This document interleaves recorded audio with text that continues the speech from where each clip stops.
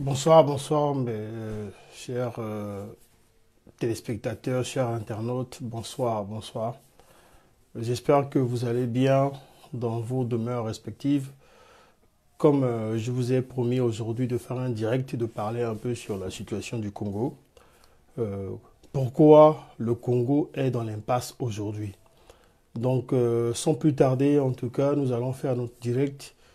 Nous allons essayer tous ensemble de décortiquer l'actualité congolaise, ce qui se passe dans notre pays et aux alentours aussi, si possible, si nous avons assez de temps.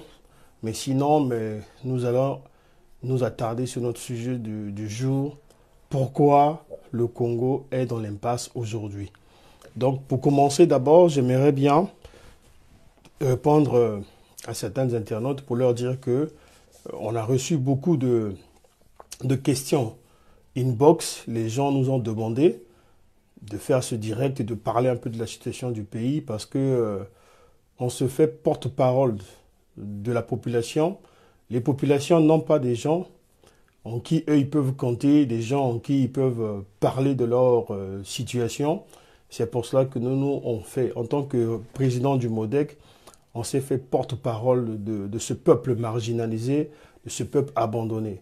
Donc voilà, pour commencer, je dirais ceci, mes chers compatriotes, chers internautes, que la Constitution du Congo du 25 octobre 2015 nous dit, dans son article 25, que tout citoyen congolais a le droit de s'exprimer librement, d'exprimer sa pensée librement, soit par écrit, soit par d'une manière audiovisuelle, tout ça, tout en respectant les lois de la République.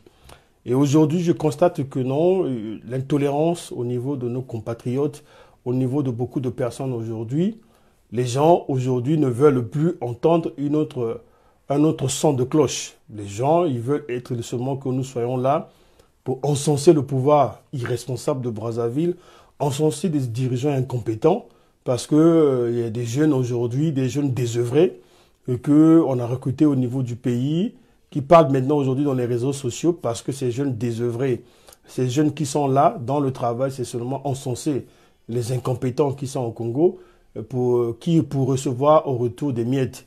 Mais ce n'est pas dans notre cas. Nous sommes des citoyens réfléchis, responsables, autonomes. On n'a pas besoin d'encenser qui que ce soit au Congo pour pouvoir vivre. Donc c'est pour cela que nous disons ceci, que le pays traverse une situation assez difficile. Le Congo traverse une crise multidimensionnelle. Donc les Congolais aujourd'hui ont besoin d'écouter un autre son de cloche. Donc notre travail n'est pas là pour encenser ceux qui sont au pouvoir au niveau du pays, mais notre travail est d'éclairer le peuple, de montrer le chemin, ce que nous devons faire exactement en politique pour que les populations soient des bénéficiaires. Donc voilà un peu ce que je voulais dire en introduction. Nous ne parlons pas pour le plaisir de parler, parce que nous parlons, nous respectons les institutions, nous respectons les personnes aussi, mais nous parlons parce que nous estimons que c'est de notre devoir en tant que citoyen d'abord et acteur politique de parler, d'exprimer librement notre pensée conformément à la Constitution du 25 octobre 2015. Donc voilà un peu ce que je voulais dire aux détracteurs, à nos détracteurs aussi. Et il y a le président Sassou lui-même, je peux le paraphrer, lui-même il a dit que ceux qui veulent être applaudis, ils n'ont pas leur place, ceux qui ne veulent pas assumer leurs responsabilités, ceux qui ne veulent pas sanctionner ou avoir une certaine discipline, leur place n'est pas. Parce qu'aujourd'hui, qu'est-ce que nous remarquons? Il y a des gens aujourd'hui, ils assument des responsabilités, ils ont des responsabilités aujourd'hui, ils sont en responsabilité, mais ils sont incompétents. Ils veulent que non, qu'ils soient applaudis, ils veulent qu'ils soient encensés. Aujourd'hui, nous disons que ça, c'est pas leur place. Ils n'ont pas leur place dans l'arène politique de notre pays. Donc voilà un peu ce que je voulais dire d'entrée. Et ce soir, nous allons parler sur l'après le discours du président de la République. Nous sommes toujours dans la continuité. Aujourd'hui, qu'est-ce que nous constatons? Que le président, il a fait un discours sur l'état de la nation devant les deux chambres réunies en congrès. Le président a fait un discours sur l'état de la nation. Le président a donné des instructions et des orientations à son gouvernement. Mais qu'est-ce que nous remarquons aujourd'hui? Nous remarquons que rien n'est fait. Le pays est toujours dans l'impasse. Les choses, rien ne bouge et rien n'avance. Prenons le cas, parlons des choses concrètes. Parce que les populations nous demandent, les populations se plaignent, les populations nous font remonter des informations. Parlons en ce qui concerne par exemple les inondations, les ensablements, les phénomènes d'érosion. Depuis que le président a fait le discours le 17 décembre 2019 devant les deux chambres réunies, il n'y a pas de suite. Il n'y a aucun effet sur le terrain. Qu'est-ce que nous constatons sur le terrain? Sur le terrain, nous constatons rien n'est fait. Que fait le gouvernement? Il y a eu des descentes ministérielles, certes, mais les descentes ministérielles ne suffisent pas.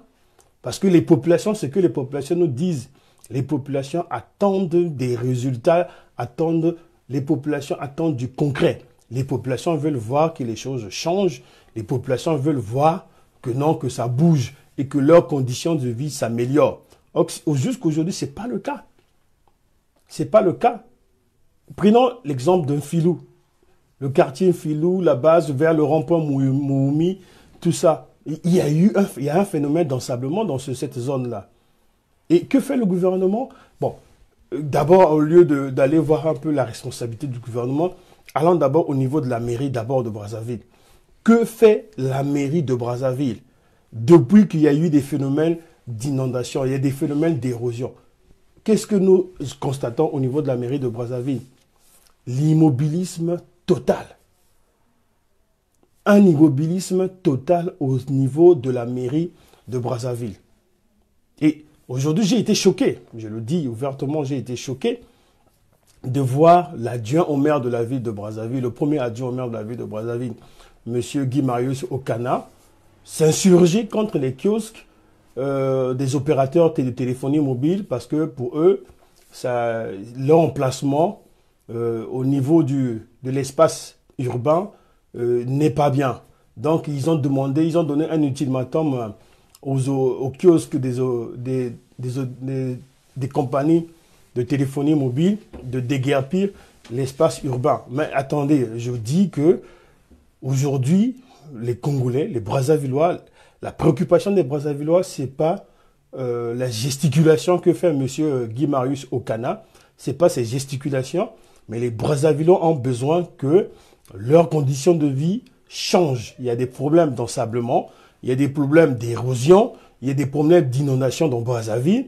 Les populations attendent que ces problèmes soient résolus. C'est le rôle dévolu à la mairie, à la municipalité de Brazzaville. C'est ça. C'est pas que, voilà, aller embêter les pauvres citoyens qui essaient tant mieux que mal de se débrouiller au lieu de trouver des véritables solutions, des véritables réponses aux problèmes des Brazzavillois, en particulier des Congolais en général. Non, nous sommes là en train de nous... Là, M. Guy Marius Okana est en train de nous divertir avec son opération de déguerpissement qui n'améliore en rien les conditions de vie des populations de Brazzaville. Donc voilà des choses qui nous écœurent. Voilà cette mentalité rétrograde, cette irresponsabilité de nos dirigeants, que ce soit au niveau de la mairie de Brazzaville. Comment une mairie comme Brazzaville ne dispose pas d'engins de travaux publics? Nous demandons, mais où est passé le service technique municipal? Parce que toute mairie doit posséder un service technique municipal. Quand il y a par exemple, il y a des nids de poules sur des routes, mais la mairie déploie ses engins pour aller réparer les routes. Aujourd'hui, il y a des problèmes d'ensablement. J'ai vu au niveau de Télécomro, j'ai suivi le journal de Vox TV, j'ai vu comment est-ce que les responsables de la société Afrique, au niveau du rond-point, au niveau d'un filou, qui ont déployé des engins de travaux publics pour essayer un peu de déblayer la route, parce que les routes sont ensablées, et puis du coup, le trafic, c'est impossible. Mais ce rôle est révolu la mairie de Brazzaville. Donc, nous constatons que la mairie de Brazzaville ne dispose pas d'engins de travaux publics. La mairie de Brazzaville ne dispose non plus d'un service technique municipal. Parce que s'il y avait un service technique municipal, nous pensons que non, le service technique municipal devrait déjà commencer à réfléchi ou commencé déjà à œuvrer pour résoudre les problèmes d'ensablement, les problèmes de glissement de terrain, les problèmes d'inondation. J'ai vu au niveau, aujourd'hui, quand il pleut à Brazzaville, il y a un problème de canalisation. Il n'y a pas de canalisation aujourd'hui. Les canalisations qui existaient hier, tout ont été bouchées. Et nous voyons comment est-ce que les routes ou les caniveaux ne sont pas faits selon les règles de l'art, comme a l'habitude de se vanter l'incompétent, le ministre incompétent Jean-Jacques Bouya. Voilà, tout est fait selon les règles de l'art.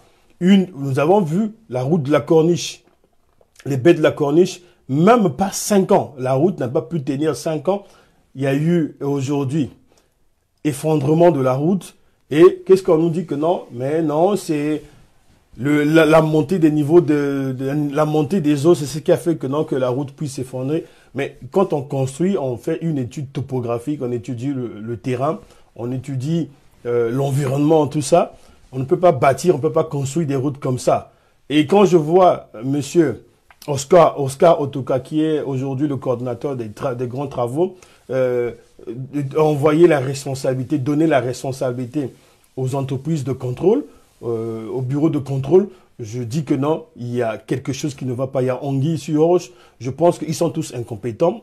Eux, leur place, c'est de démissionner. Ils doivent démissionner. C'est bien beau aujourd'hui, j'ai vu à la télé, c'est bien beau qu'il y ait une descente parlementaire. Il y a eu des parlementaires qui sont descendus sur le terrain pour voir les conditions dans lesquelles les populations vivent aujourd'hui. Je salue cette descente, je salue cette initiative, mais aujourd'hui, les Brazzavillois, ils veulent voir de l'action. Les populations veulent voir les actions. Voilà. Il suffit pas de faire des descentes parlementaires, mais il faudrait proposer des véritables solutions, des véritables réponses aux préoccupations des populations. Et c'est ça ce qui est la chose la plus importante. Il y a eu des catastrophes naturelles. Comment un président de la République comme Denis Sassou Nguesso, voilà, qui peut donner une orientation, qui peut demander à ce que le génie militaire puisse opérer, puisse être de service, puisse aller aider les populations. Mais jusqu'aujourd'hui, nous sommes le 22 janvier 2020, et rien n'est fait. Mais nous, il y a de quoi nous poser la question. Est-ce qu'aujourd'hui, l'armée congolaise obéit toujours au président Denis Sassou Nguesso? Parce que comment est-ce qu'un président peut faire un discours devant la nation, devant la communauté internationale, donner des orientations, donner des ordres à l'armée de se déployer, d'aller aider les populations? Aujourd'hui, 22 jours après, aujourd'hui, rien n'est fait. Aujourd'hui, les Congolais ne assistent à rien. Nulle part, nous avons vu nos militaires du génie déployer leurs engins pour aller, par exemple, déblayer le sable au niveau d'un filou, aller, par exemple, aller, par exemple, nettoyer les canalisations, boucher, rien. Mais comment se fait-il que nous sommes dans quel pays? D'où le sujet d'aujourd'hui. Nous sommes dans l'impasse. Le Congo, aujourd'hui, est dans l'impasse. Pourquoi l'impasse? À cause de l'immobilisme de la classe politique. À cause de l'immobilisme de ceux qui sont aux affaires, de ceux qui nous dirigent aujourd'hui. Parce que nous ne pouvons pas accepter, nous ne pouvons pas comprendre que non, dans une démocratie, dans un pays où il y a des dirigeants, où ils sont bien élus, ils ont été élus, il y a des dirigeants qui sont des responsables, qui donnent des actions, qui donnent des orientations, et rien n'est fait. Pourquoi cet immobilisme au niveau de notre pays? Pourquoi cette impasse? Des catastrophes naturelles, les populations pleurent. Mais concrètement, que fait le gouvernement? Rien. La mairie de Brazzaville fait quoi concrètement? Rien. Il n'y a pas de canalisation. On connaît le problème. Le problème, on a su circoncire le problème. Le problème au niveau de Brazzaville, Pointe-Noire, dans nos villes aujourd'hui, ce sont les problèmes de canalisation parce que nous n'avons pas de système d'évacuation des eaux de pluie et des eaux usées. Et les solutions, quelles sont les solutions concrètes pour pouvoir résoudre efficacement et définitivement ce problème? Et rien. Que des discours sur discours. Et nous voyons, mais jusqu'à quand le PCT, le parti au pouvoir, qui aujourd'hui, qui a la majorité un peu partout dans notre pays, avec ses dirigeants, sont incapables aujourd'hui de changer ou d'améliorer les conditions de vie des populations de notre pays. Donc voilà, nous ne pouvons plus aujourd'hui faire confiance à ces gens-là, parce que la seule préoccupation du PCT, ce sont les élections de 2021, alors que la vraie préoccupation des Congolais, c'est l'amélioration de leurs conditions de vie. Aujourd'hui, les gens payent les taxes de roulage, mais regardez l'état de nos routes aujourd'hui. Et il y a des gens qui sont au niveau des grands travaux, mais les grands travaux, eux, ils doivent avoir une commission parlementaire qui doit auditionner tous ces gens-là. Comment, au plein 21e siècle, le Congo ne dispose même pas d'une entreprise publique de travaux publics? Il n'y en a pas. Il faudrait attendre l'expertise des Chinois. Il faudrait attendre des Chinois pour venir expertiser nos routes, nous construire des routes, des ponts, des immeubles, tout, alors que nous-mêmes, nous n'avons pas de matière grise, nous n'avons pas la ressource humaine. Les Congolais aujourd'hui, eux-mêmes, ils sont incapables aujourd'hui de créer, d'arranger nos routes, de faire des ponts, de construire des immeubles. Et voilà. Nous sommes en plein 21e siècle. Qu'est-ce qui nous empêche aujourd'hui d'avancer dans ce sens-là?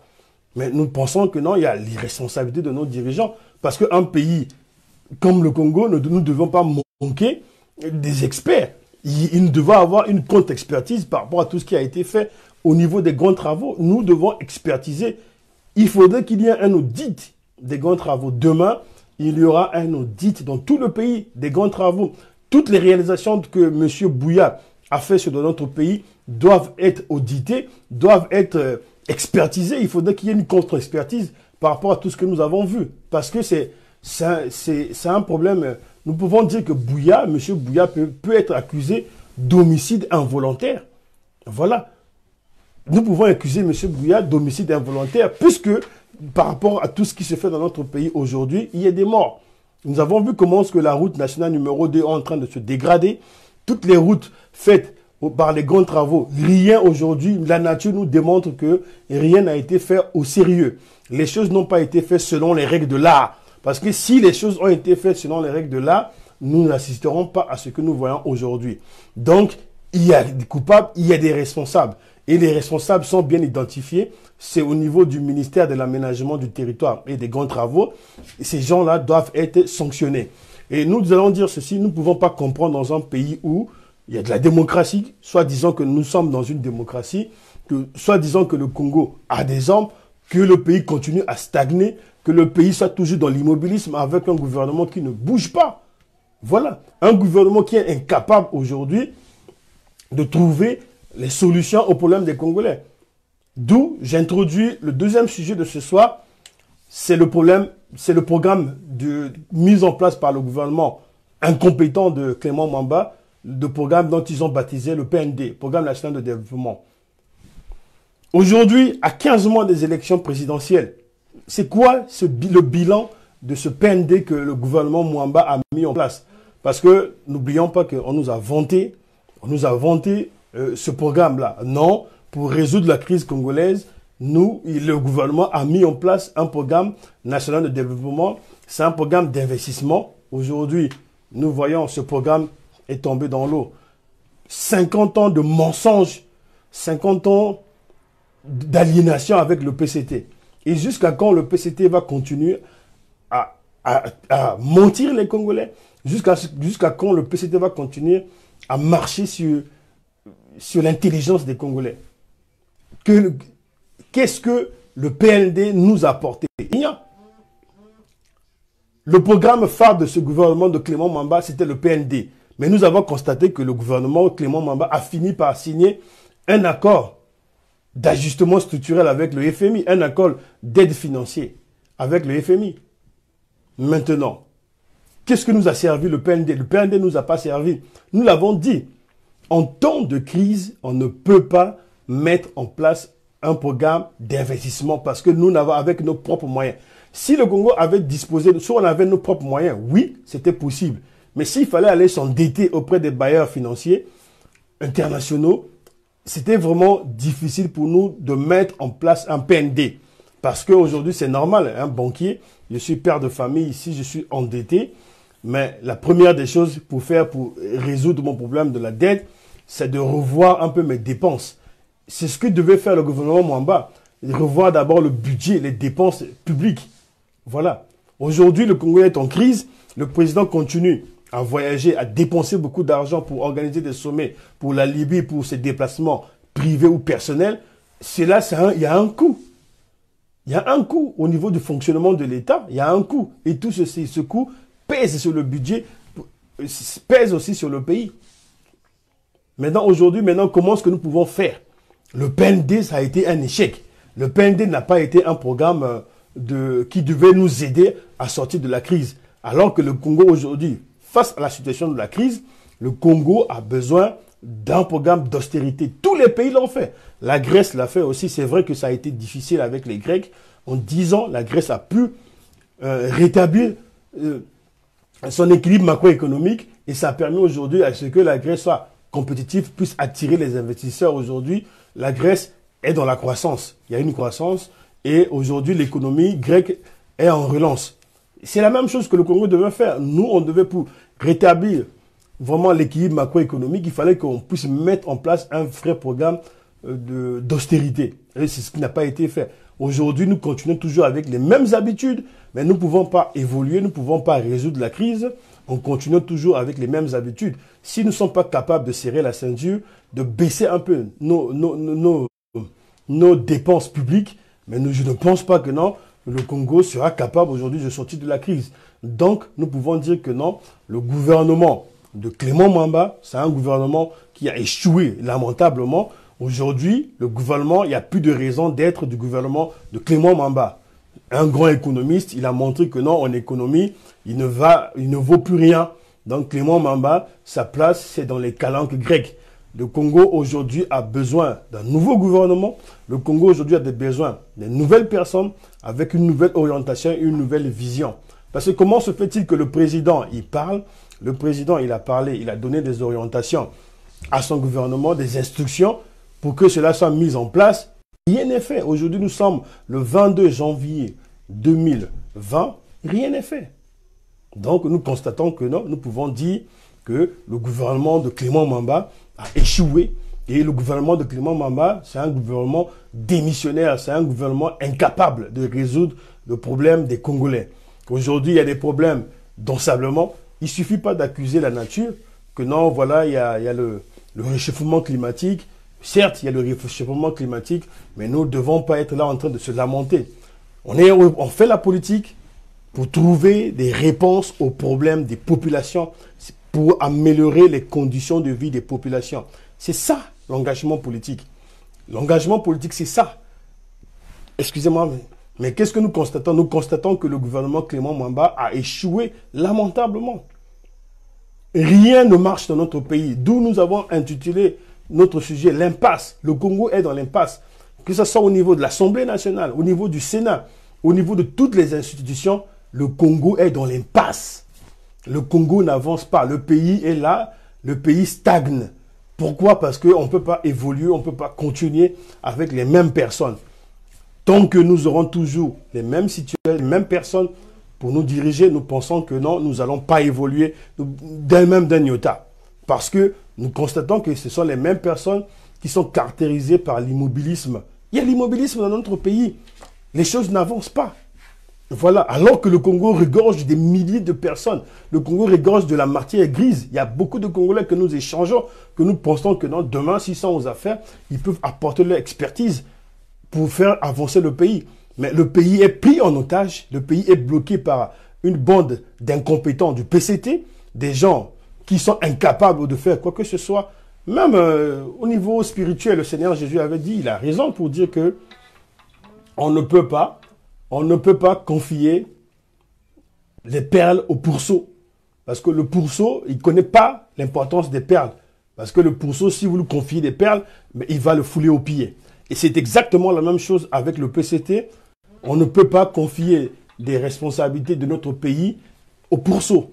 Parce que ces gens-là, aujourd'hui, nous voyons ce qu'ils font du pays.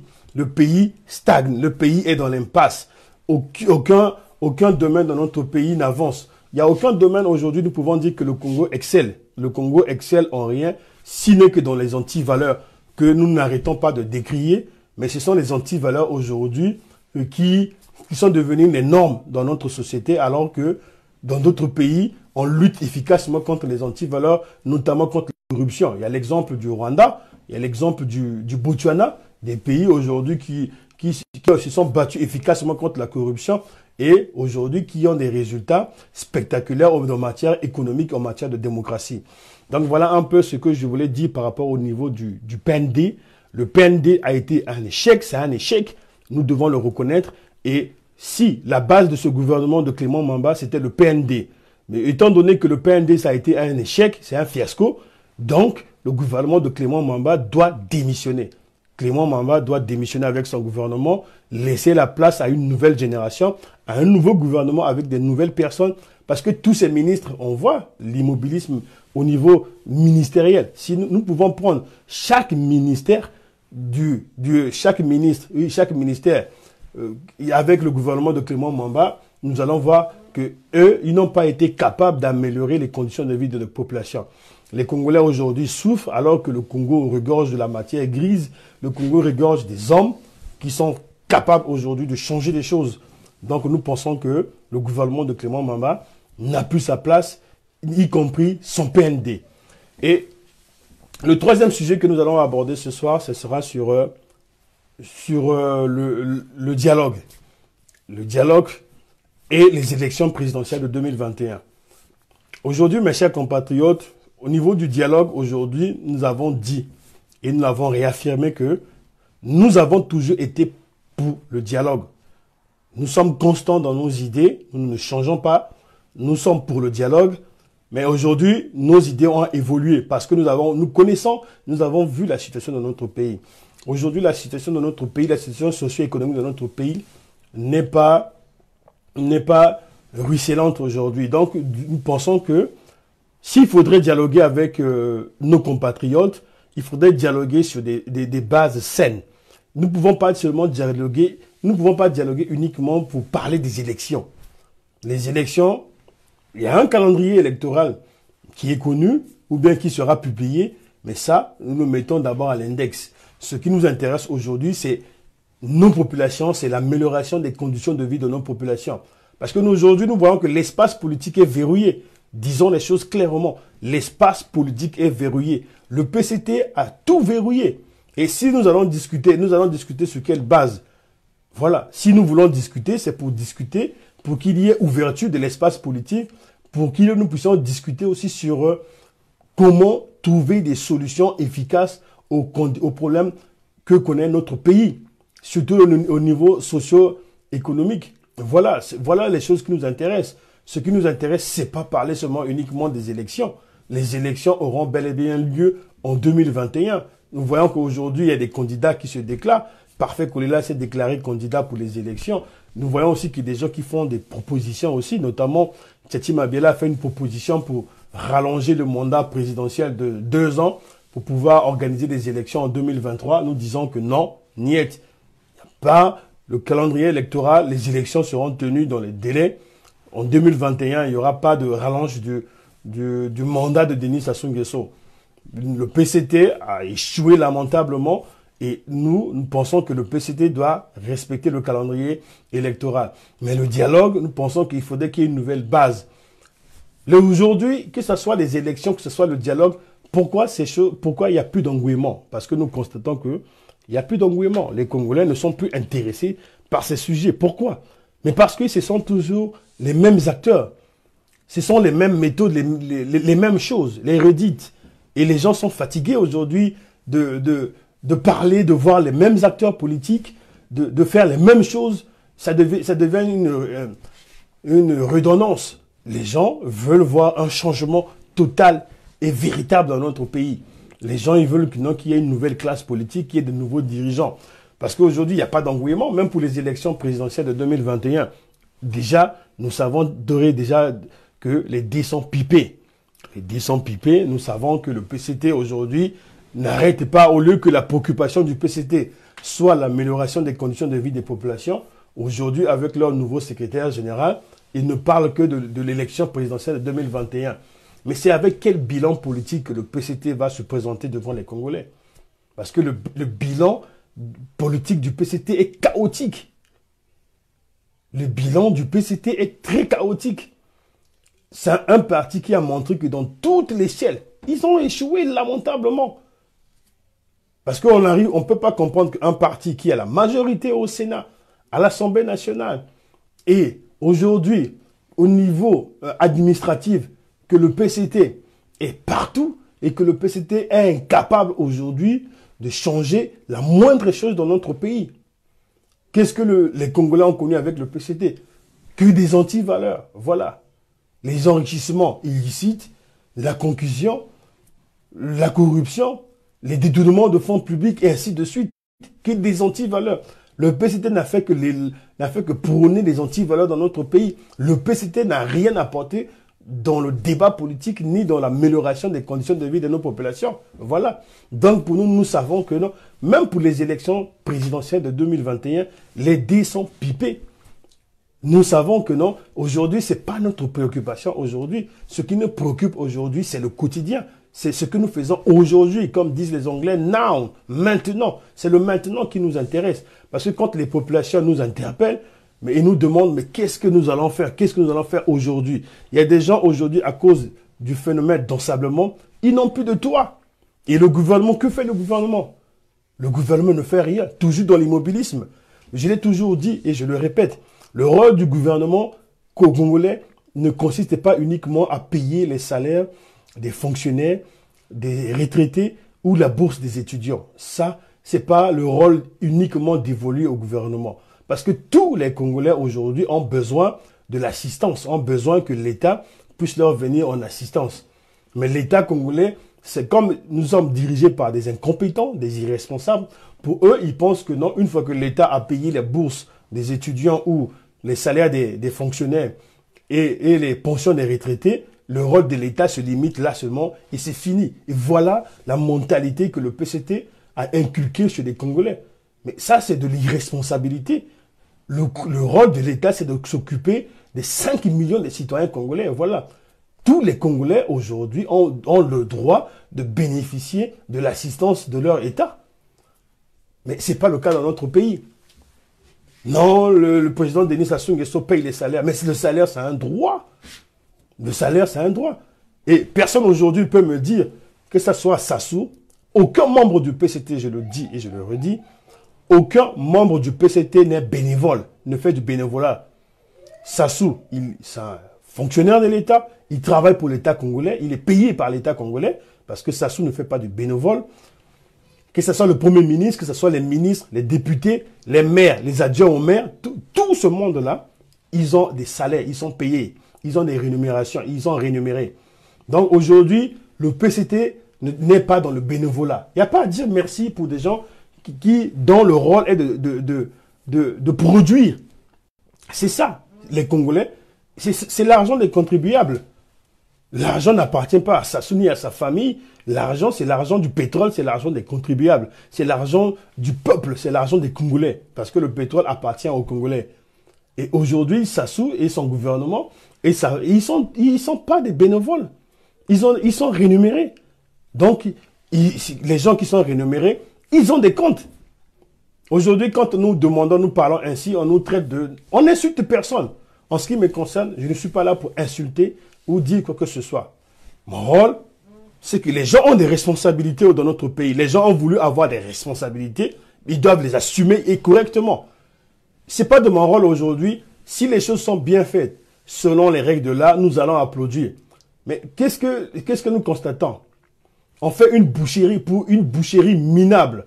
Bon bœuf, les gens... Mais c'est pas... Nous ne serons pas là pour applaudir des choses qui sont minables, des petites choses comme ça là. Nous applaudirons que le jour que nous verrons que le pouvoir en place a créé une entreprise ou une usine où il y a au moins 1000 Congolais sont embauchés. Et là, nous allons applaudir, nous allons dire oui, là, c'est des bonnes choses, les bonnes choses ont commencé. Quand le gouvernement a commencé à créer des unités de production qui peut faire travailler des milliers de personnes, qui peut résoudre le problème du chômage. Et quand nous aurons des appels téléphoniques de nos parents qui sont sur place au pays, qui nous diront que non, mais ici, nous avons eu de l'emploi, le gouvernement a créé des emplois, aujourd'hui nous travaillons, nous pouvons subvenir facilement à nos besoins. En ce moment-là, nous donnerons notre satisfait à ce gouvernement. Mais s'il faudrait que applaudir des choses minables comme des bons bœufs, des boucheries ou bien une eau qu'on vient de lancer, je trouve que non, ça c'est de la bassesse. Voilà, c'est de la bassesse. Nous ne sommes pas là pour applaudir des choses minables comme ça. Nous sommes là pour applaudir des grandes choses. Quand le gouvernement va comprendre que non, la préoccupation du Congolais, aujourd'hui 60% de notre population, c'est des jeunes. Les jeunes ont besoin du travail. Les jeunes ont besoin de travailler, de gagner leur vie. Voilà. Les jeunes n'ont pas besoin d'être là pour courir derrière les hommes politiques, les applaudir. Ce n'est pas notre mission applaudir les hommes politiques. Nous donnerons notre satisfaction quand nous verrons que les choses vont bien et dans le bon sens, dans le sens d'améliorer les conditions de vie des populations. C'est ça notre préoccupation, c'est ça la politique. Si ceux qui ont voulu avoir des responsabilités, si vous avez voulu être député, si vous avez voulu être ministre, si vous avez voulu être directeur général ou directeur administratif ou financier, ou ainsi de suite, avoir des responsabilités, vous avez obligation de résultats. Qui dit responsabilité dit rendre compte. Le responsable, c'est quelqu'un qui rend compte. Vous devez rendre compte au peuple. Vous devez nous rendre compte. Et nous sommes vos juges, nous jugeons vos actions. Le jour que nous verrons que non, les choses avancent dans le bon sens, il y aura un satisfait. Mais si nous constatons que non, les choses n'avancent pas, c'est de notre rôle de vous critiquer. Voilà. Quand on traite les gens de cancres, cela ne veut pas dire que non, on les a insultés. Un cancre, c'est un mauvais élève. Quand on traite quelqu'un de cancre, c'est un incompétent. Voilà, c'est quelqu'un qui n'arrive pas. On t'a confié une tâche, une mission. Tu n'as pas été capable aujourd'hui de changer, d'améliorer, de changer la moindre chose. C'est là où nous vous traitons de cancre, d'incompétent. Ce n'est pas des insultes, nous insultons personne. Parce que nous voyons, les gens nous disent que oui, mais vous êtes loin. Mais nous avons des parents qui sont sur le terrain. Nous avons des amis. Nous avons des neveux, des nièces, des frères, des cousins, des cousines. Les gens qui sont sur le terrain, les gens qui vivent le quotidien. Nous voyons comment est-ce que nous sommes embêtés. Tout le temps, il faudrait que nous faisions, que la diaspora fasse des Western Union, envoie de l'argent au pays parce qu'au niveau du pays, les choses ne vont pas bien. Et tant que ces choses seront toujours comme ça, mais nous allons dire que non, rien n'est fait. Voilà. Les gens n'ont pas de travail. Les gens ne travaillent pas dans notre pays. Donc, du coup, nous pensons que non, les choses ne changent pas. Voilà. Il ne suffit pas de faire des... Nous l'avons toujours dit. Il ne suffit pas de faire, mais aujourd'hui, il faut bien faire. Donc, voilà un peu, mes chers clients, sur les 3 points que je voulais avec vous. En ce qui concerne les élections présidentielles, donc, nous pensons que de 2021, les gens, tout le monde a le droit de poser sa candidature. J'encourage ceux qui veulent tenter l'aventure. Moi, je ne suis pas candidat. Ceux qui veulent tenter l'aventure, je les encourage. Ils doivent prendre leur courage d'aller poser leur candidature et de chercher à œuvrer pour le bien-être des populations. Mais c'est pas, les élections de 2021 ne sont pas nos préoccupations. Ce qui nous préoccupe aujourd'hui, c'est le maintenant, c'est aujourd'hui, c'est now.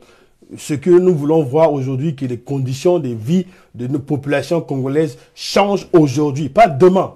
Demain, nous ne connaissons pas. Demain, c'est le monde du diable. Nous, c'est aujourd'hui, maintenant. Nous voulons que les choses changent aujourd'hui et maintenant. Les gens doivent se mettre au travail aujourd'hui et maintenant, pas demain. Donc, c'est pour cela que nous disons que le PCT, vu les conditions actuelles, ça sera un peu difficile avec le PCT de convaincre les populations parce qu'aujourd'hui, rien ne change. Donc, les élections présidentielles de 2021, ce n'est pas notre préoccupation. Il n'y a pas d'engouement parce que c'est les mêmes personnes. Les dés sont pipés. On connaît les mêmes personnes. On connaît les méthodes utilisées par le PCT. Ce sera toujours les coupures d'Internet, les coupures d'électricité. Ce sera toujours l'intimidation. On mettra l'armée dans les rues ou bien on va chercher à créer un foyer de tension dans le pool, ainsi de suite. Ce sont les mêmes modes opératoires. Et nous connaissons tout cela. Et ça, ce n'est pas un engouement. Ça n'intéresse pas les Congolais. Donc, voilà un peu les mots de ce soir. Chers compatriotes, chers internautes, si vous avez des questions à me poser, ceux qui suivent ce direct, vous pouvez me poser vos questions. J'aurai le plaisir de vous répondre aimablement. Voilà, si vous avez des questions à me poser, tout ce qui suit mon direct, posez-moi des questions. Et ce que je peux vous demander aussi, partagez massivement ce direct. Partagez ça massivement pour que le message soit fluide, pour que le message puisse atteindre tout le monde, afin que l'éveil des consciences que nous voulons voilà, aiguiser au niveau de nos populations puisse avoir lieu. Donc, n'hésitez pas à me poser des questions. Si vous avez des questions à me poser, là, je vois Monsieur Elvis, le conseiller Elvis Ebundi, connecté. En tout cas, bonsoir. Monsieur Martial Mongo, converti. Bonsoir, monsieur Fouekumba. Mon pote, coucou, un petit coucou de ma part. Gervetic, monsieur Davidson, Lafont-Conscient, Diaf Le Queta, tous qui sont connectés. Si vous avez des questions à me poser, vous pouvez me poser vos questions. Ce soir, je vais essayer de répondre aimablement vos questions, quoi. Donc, je suis là. Voilà, la balle est dans votre côté. Je vous fais un petit coucou. Toutes les personnes qui sont connectées et qui suivent ce direct-là. Si vous avez des questions à me poser, en tout cas, n'hésitez pas. Posez-moi vos questions et moi, je vais vous répondre. Et de votre côté aussi, faites un effort de partager massivement ce direct message afin que les Congolais, leurs yeux puissent s'ouvrir, que l'aveuglement que nous, où le PCT nous a plongé pendant 50 ans, puisse tomber, que les écailles que le PCT nous a mis dans les yeux puissent tomber. Donc voilà un peu mes chers compatriotes. Si vous avez des questions à me poser, n'hésitez pas. Posez vos questions, je suis là. Votre humble serviteur, Monsieur Évrard Nongo, le président national du MODEC, pour répondre à vos questions. J'attends toujours les questions des internautes. J'attends vos questions. Si vous avez des questions à me poser, vous pouvez me poser vos questions. Je vais vous répondre ce soir. Si vous voulez que je puisse intervenir sur un sujet, peu importe le sujet du jour que vous voulez, si ça ne le cadre même pas aussi au sujet du jour aussi, je vais essayer de le répondre aussi dans la mesure du possible. Ceux qui suivent, n'hésitez pas à me poser les questions. Vous avez vu, aujourd'hui, tout le monde, nous avons vu comment le président, il a fait un discours, il a parlé devant la nation, devant les deux chambres réunies. D'ailleurs, il a fait encore un discours, il a souhaité encore les vœux aux Congolais et il a pris des engagements, mais nous voyons que le président, tous les engagements qu'il a pris, et aujourd'hui nous sommes le 22 janvier 2020, rien n'est fait. Même l'armée aujourd'hui, nulle part au Congo, nous avons vu que l'armée, le corps du génie de l'armée a été déployé sur le terrain. Nulle part, on ne le voit pas. Mais comment accorder du crédit à un président de la République qui donne des instructions ou des orientations à un gouvernement? C'est comme un supérieur qui donne des orientations à un subalterne et que celui-là ne s'exécute pas et lui ne sanctionne pas. Voilà Sassou. Quelqu'un qui est là, qui fait des beaux discours, mais non, dans l'application, il n'y a rien, c'est le néant. Et comment vous voulez que les gens aient de la révérence ou le respect vis-à-vis d'une telle personne? Vous êtes président de la République, vous donnez des orientations, vous donnez des ordres, mais rien n'est fait. Aujourd'hui, rien n'est fait. Aujourd'hui, tout ce que Sassou a dit, on peut le vérifier sur le terrain. Nous n'avons pas vu nulle part au Congo, les gens ont vu l'image des militaires du corps de génie sur le terrain, là où il y a eu des inondations, là où il y a des écoulements de sable, partout, rien. Quel est ce président de la République qui peut parler? Mais voilà, et c'est comme ça que Sassou va être élu et réélu en 2021, et nous disons non, trop c'est trop. Les Congolais naïfs, le PCT, ça fait 50 ans que le PCT n'arrête pas de mentir les Congolais. Aujourd'hui, les gens veulent se libérer de ce joug que le PCT nous a imposé, ce joug de la médiocrité, ce joug de l'immobilisme, ce joug de l'inaction. Et les Congolais veulent se libérer de ce joug-là. Donc voilà, mes chers compatriotes, si vous avez des éclaircissements, vous voulez me poser des questions, posez-moi des questions. Je lis la question de l'Afro-Conscient Davidson. Il me dit, qu'est-ce que tu reproches exactement à la mairie de Brazzaville? Je reproche à la mairie de Brazzaville leur inaction, leur immobilisme et leur irresponsabilité. Voilà. La mairie de Brazzaville est dirigée par des gens incompétents, par des gens irresponsables. Ce n'est pas des insultes, c'est par rapport aux fonctions qu'ils occupent. Parce que au niveau de la mairie doit avoir un service technique municipal. Le rôle de ce service, c'est au niveau des constructions, par exemple, c'est de délivrer les autorisations de construction, parce qu'au niveau de la mairie, au niveau du service technique municipal, eux, ils doivent aller viabiliser les terrains avec les services compétents pour que les populations, maintenant, s'ils veulent construire, qu'ils aient des autorisations de construction. Aujourd'hui, quand il y a des nids de poules, il y a des dégradations au niveau des routes dans la ville, la mairie avec son service technique municipal, doit aller aménager, arranger les routes. Voilà. Mais au niveau de la mairie de Brazzaville, rien. Je vois l'adjoint au maire, le monsieur Guy Marius Okana, parler, sa seule préoccupation, au lieu que ce soit l'amélioration des conditions de vie des Brazzavillois, non, c'est la libération de l'espace urbain avec, pour les kiosques des sociétés de téléphonie mobile. Mais ce n'est pas la préoccupation. S'ils ont été élus, votés par les Brazzavillois, mais les Brazzavillois veulent voir qu'il y ait un changement. Voilà. Il y a eu des écoulements de sable en filou. Mais pourquoi la mairie de Brazzaville n'a pas dépêché les engins de travaux publics pour aller déblayer les routes?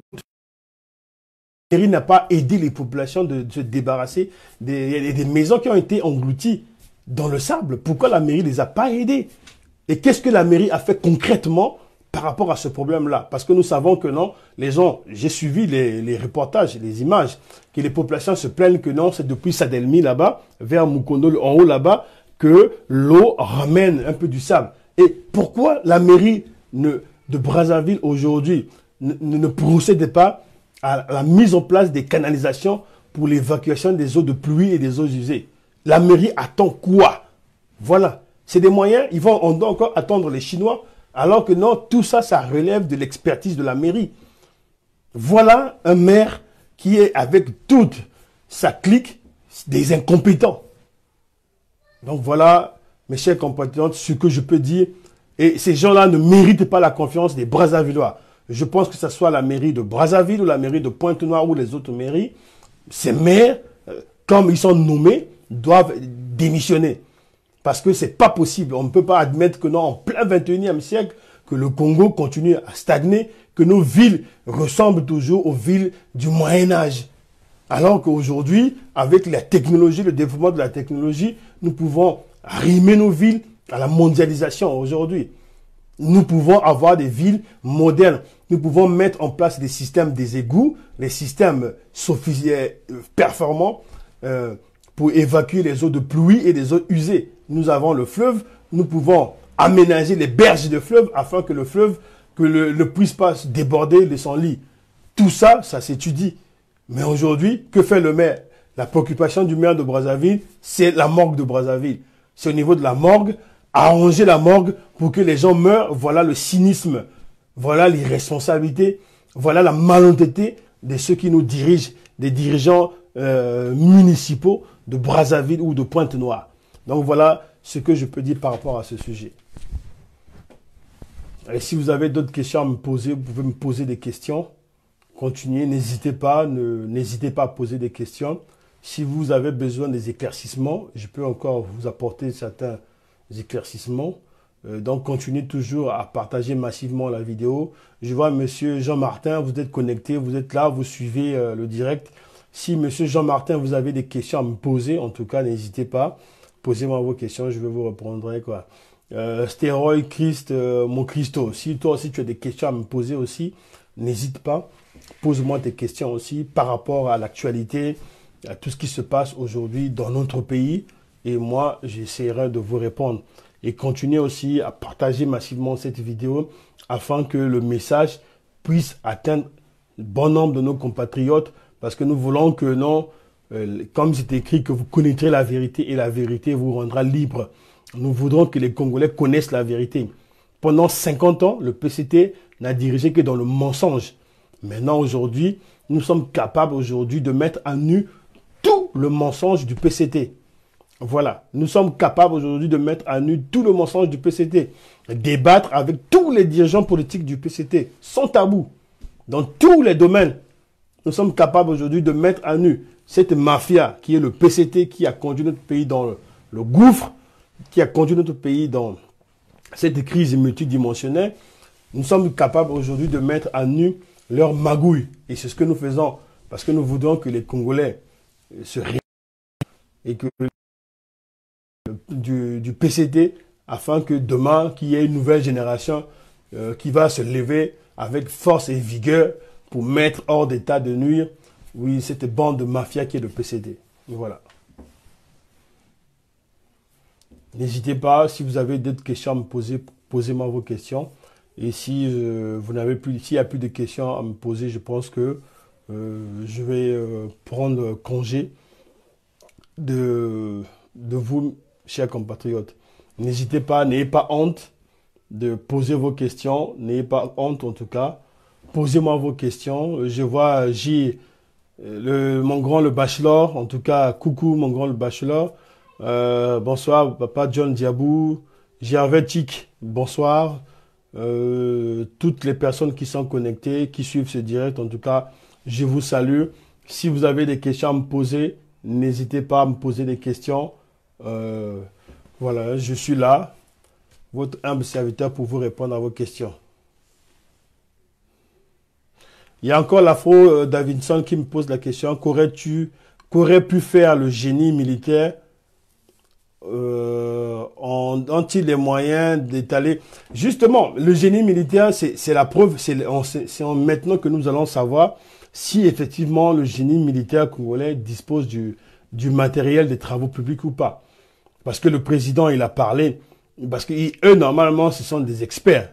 Parce que eux, dans leur rôle, c'est en cas de guerre, de construire des routes qui leur permettra de faire passer des engins militaires là où il n'y a pas de pont, de faire des ponts, ou bien si les ponts étaient endommagés, de réparer les ponts pour pouvoir passer leurs engins, et ou bien pour pouvoir traverser, aller d'une zone à une autre, avoir la facilité de transport.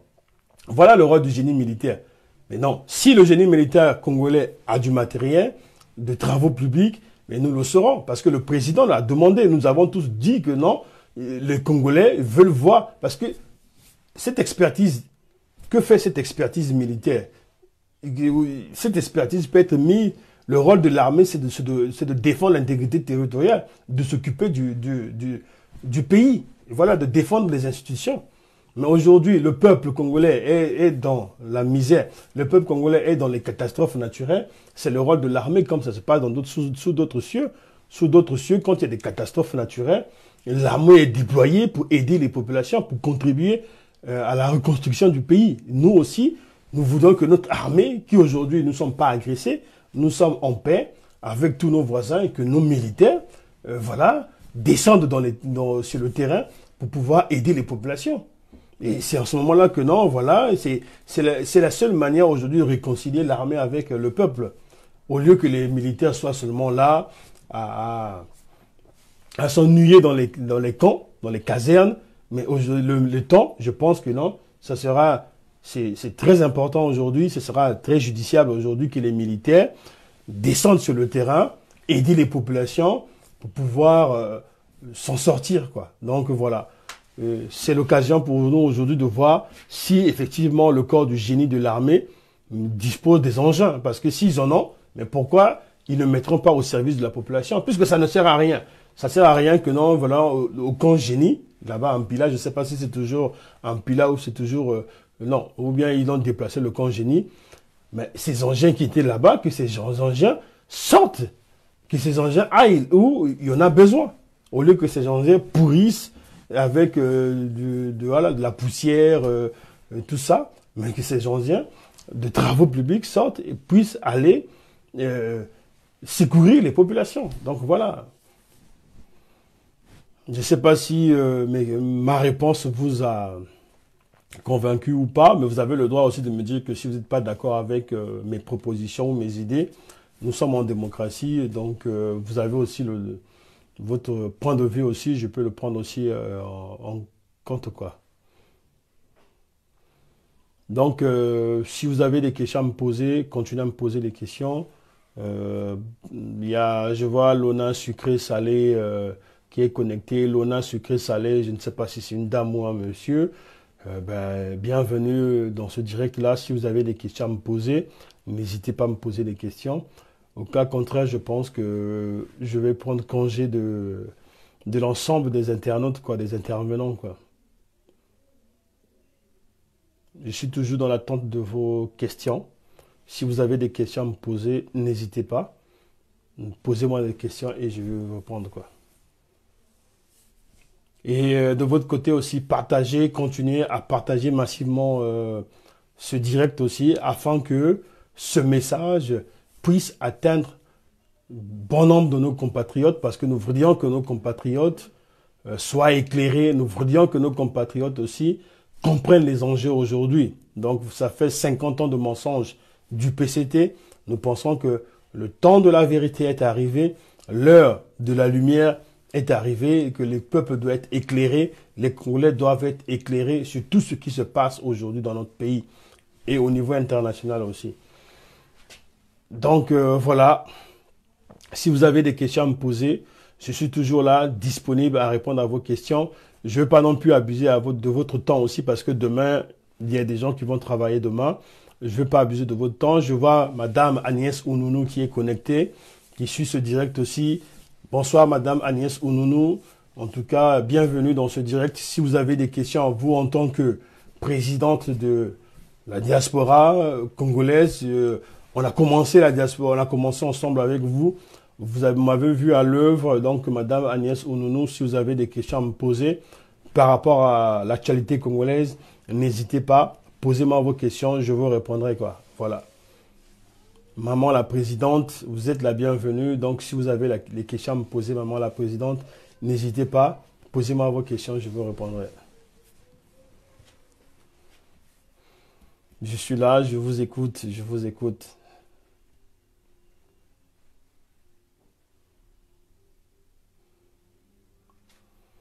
Oui, partagez massivement ce direct partagez massivement ce direct.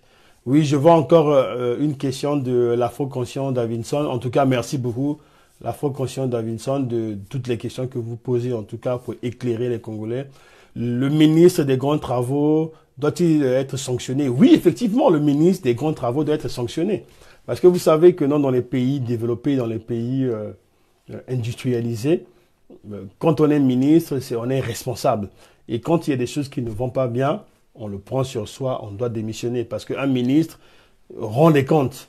Quand on dirige, quand on est en politique, on est responsable, on rend les comptes. Il y a eu des failles. Et aujourd'hui, nous avons vu que rien, tout ce que les grands travaux ont entrepris dans notre pays, aujourd'hui s'écroule comme des châteaux de sable.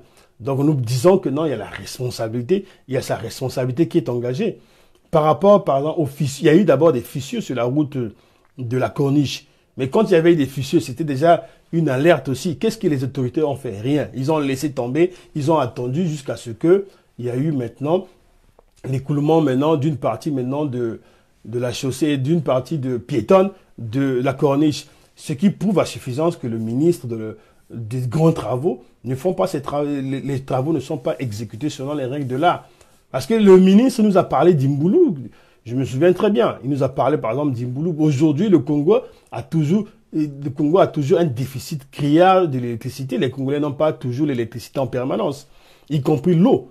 Comment nous sommes en plein 21e siècle où la science est très développée, que le Congo aujourd'hui accuse toujours des retards au niveau en matière énergétique. Nous n'avons pas le courant, l'électricité, les populations n'ont pas l'électricité en permanence de bonne qualité, y compris l'eau potable aussi. Mais alors ça, je trouve que c'est grave. Je trouve que c'est grave. Et un bon ministre, quelqu'un qui est réfléchi, raisonnable, il doit démissionner. Regardez l'état des routes aujourd'hui dans notre pays. Qu'est-ce que les grands travaux ont apporté dans notre pays qui ont changé le quotidien des Congolais? Posons-nous les bonnes questions. Les grands travaux aujourd'hui, nous estimons que les grands travaux aujourd'hui n'ont pas atteint son objectif, c'est-à-dire améliorer le quotidien des Congolais, le quotidien de vie des Congolais. Regardez dans les quartiers comment est-ce que les gens aujourd'hui vivent. Les grands travaux n'ont rien fait. Ça a été une mascarade, ça a été une mafia pour pouvoir, parce que nous devons le rappeler que la plupart des travaux réalisés par ce ministère des grands travaux ont été des prêts chinois. Le Congo c'est pas le Congo qui a financé la plupart des constructions des grands travaux. Ce sont des prêts chinois. C'est la banque Exim Bank qui a prêté de l'argent à l'État congolais. Donc aujourd'hui, nous pensons que les grands travaux ont failli et que le ministre des grands travaux doit démissionner. Il n'a plus sa place, sa raison d'être. Ça fait plus de 10 ans que M. Bouya, il est là et nous voyons les résultats. Les résultats sont en deçà de l'expérience des Congolais. Donc le ministre Bouya n'a plus sa place au gouvernement. le ministre Douya doit démissionner. Et je pense que non, aujourd'hui, les Congolais, c'est ce que les gens m'ont demandé, c'est ce qu'ils m'ont dit, les Congolais aujourd'hui attendent, veulent d'un nouveau gouvernement. Avec des nouvelles personnes. Oui, les Congolais aujourd'hui ont besoin d'un nouveau gouvernement avec des nouvelles personnes parce qu'ils estiment que ceux qui sont là aujourd'hui ont failli. Disons les choses clairement. Ceux qui sont aujourd'hui en responsabilité ont failli. Clément Mamba, son PND a été un échec. Donc, lui et son PND doivent dégager, doivent aller. Voilà, les Congolais ont besoin de voir une nouvelle génération, une nouvelle classe politique, un nouveau gouvernement, un nouveau président. Et voilà, c'est ça qui va emmener, qui va entraîner l'engouement au niveau des populations. Donc, si vous avez encore d'autres questions à me poser, en tout cas, posez-moi d'autres questions, j'essaierai de vous répondre. On va aussi respecter aussi le timing aussi pour que il y ait des gens qui vont travailler demain, qu'ils aient la possibilité d'aller voilà, vaquer à d'autres préoccupations, parce que demain c'est encore un autre jour, nous sommes dans les jours de la semaine, donc je ne veux pas non plus abuser du temps. Si vous n'avez pas de questions à me poser, je pense que je vais m'arrêter là, et ça sera peut-être pour une prochaine occasion. Donc continuez massivement à partager ce direct. Je vois Claise la capricieuse.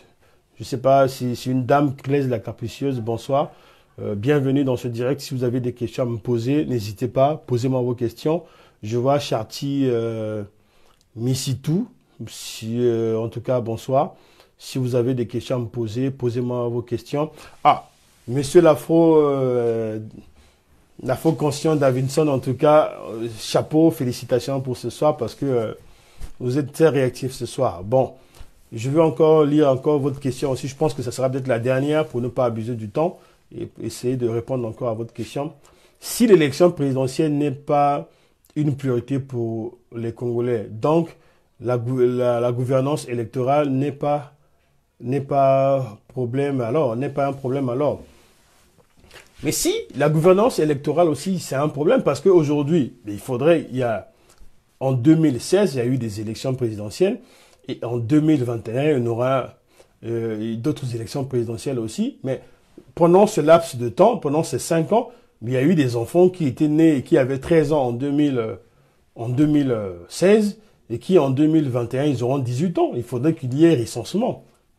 Aujourd'hui, normalement, le gouvernement devait procéder au recensement et à la mise à jour des listes électorales.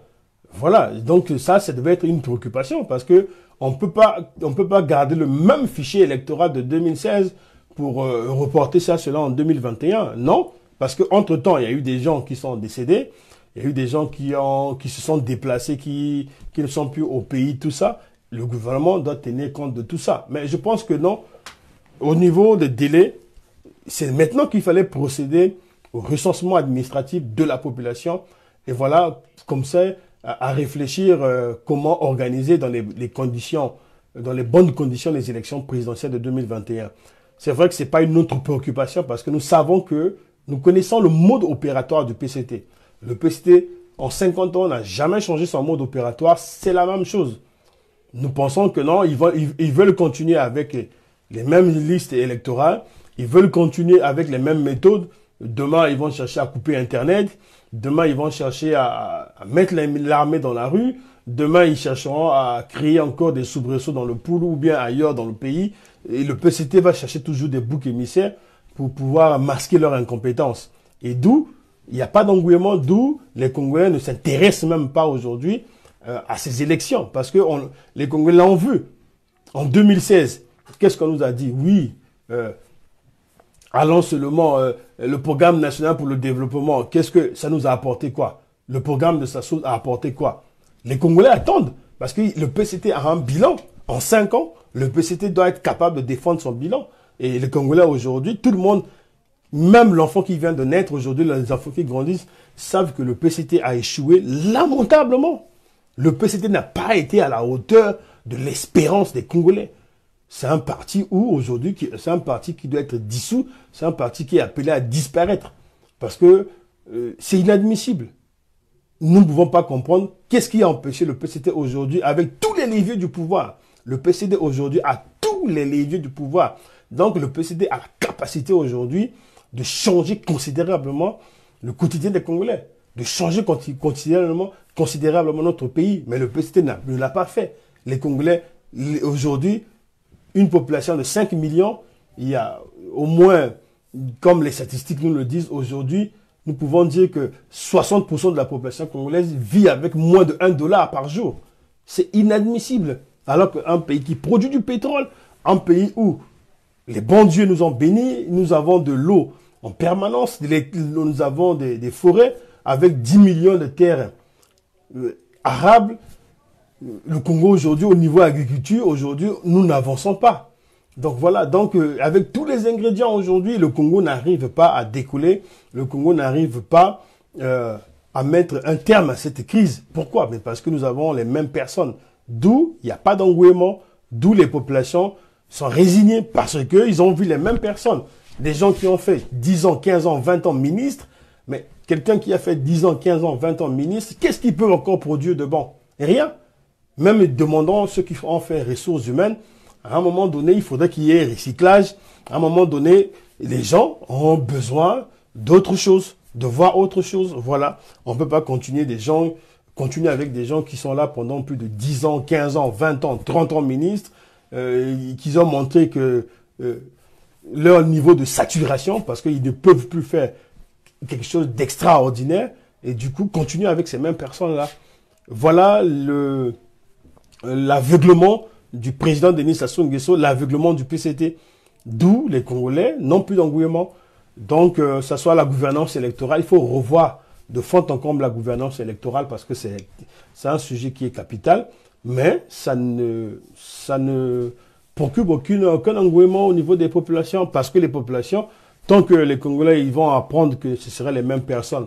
Aujourd'hui, Parfait Kolela, il a déclaré qu'il est candidat. Il y a quoi? Il n'y a rien, il n'y a pas d'effet. C'est les mêmes. Parfait Kolela, Denis Sassou Nguesso, il y aura toujours les mêmes. Il y aura peut-être Mounari, Madame Mounari, ainsi de suite, les mêmes candidats. Et voilà, ceux qui ont été candidats en 2016, ce sera les mêmes. Et qu'est-ce qui va se passer? Nous savons ce qui va se passer déjà d'avance. Et d'où il n'y a pas d'engouement. Mais s'il y a des nouveaux candidats, des gens, des nouvelles personnes, avec des nouveaux programmes, voilà, je pense que ça va susciter l'engouement. Surtout s'il y a un candidat jeune, un candidat qui n'est pas issu des appareils ou des états-majors, je pense que non, il y aura de l'engouement. Et c'est ce que les Congolais attendent, quoi. Donc voilà un peu ce que je peux dire par rapport à cette question. Et en tout cas, je remercie toutes les personnes qui ont suivi ce direct. En tout cas, merci beaucoup pour votre participation à ce direct. En tout cas, ça a été un plaisir pour moi de partager ces idées, d'échanger avec vous. En tout cas, continuez à partager cette vidéo pour que nos populations, que cela atteigne nos populations, afin que les gens connaissent la vérité, que la vérité les affranchisse, que les gens, nous devons nous libérer de l'esclavagisme que le PCT nous a plongé pendant 50 ans. Il est temps que les Congolais se réveillent de leur sommeil. Il est temps que les Congolais prennent leurs responsabilités. Il est temps que les choses changent. Le Congo est dans l'impasse. Nous sommes aujourd'hui le 22 janvier 2020. Le Congo est dans l'impasse. Et cette impasse, c'est le PCT qui a mis le pays dans l'impasse. Parce que le PCT n'arrive plus. On le voit très bien. Le gouvernement de Clément Mamba n'a plus rien à proposer aux Congolais. Ils nous ont proposé, ils nous ont vendu du rêve, ils nous ont vendu du vent. Un PND aujourd'hui, le PND, c'est un projet, c'est un mot-né politique. Le PND, c'est un mot-né politique. Donc voilà, il n'y a plus de raison d'avoir le gouvernement de Clément Mamba. Il n'y a plus de raison de voir des mêmes ministres. Les Congolais ont besoin de voir du neuf, une nouvelle génération, seule une nouvelle génération, seuls des nouveaux dirigeants que nous incarnons, que nous estimons que le Congo a besoin de nous. Nous aussi, nous avons besoin du Congo. Et tous ensemble, nous allons œuvrer pour que ce pays aille de l'avant. Donc voilà un peu le mot de la fin. Continuez à nous soutenir. Continuez à partager ces idées-là au niveau de la population. Nous serons toujours là pour porter la parole très haut, la parole des Congolais, afin que les choses changent. Notre politique, ce qui nous préoccupe aujourd'hui, c'est l'amélioration des conditions de vie des populations. Ce qui nous préoccupe aujourd'hui, c'est que le Congo soit parmi les meilleures nations d'Afrique et du monde qu'on va citer en exemple. Voilà, nous voulons lever très haut l'étendard du Congo. Nous voulons que le Congo avance dans les standards des pays démocratiques, dans les pays développés. Nous voulons que le Congo soit arrimé à la mondialisation. Et nous pensons que nous sommes capables demain d'apporter ces changements tant attendus des Congolais. Les Congolais veulent voir qu'il y a un changement. Et nous pensons que nous allons incarner demain ce changement. Merci beaucoup en tout cas. C'est le mot de la fin. Très bonne soirée dans vos demeures respectives. Que le bon Dieu vous bénisse prochainement. À très bientôt. Au revoir.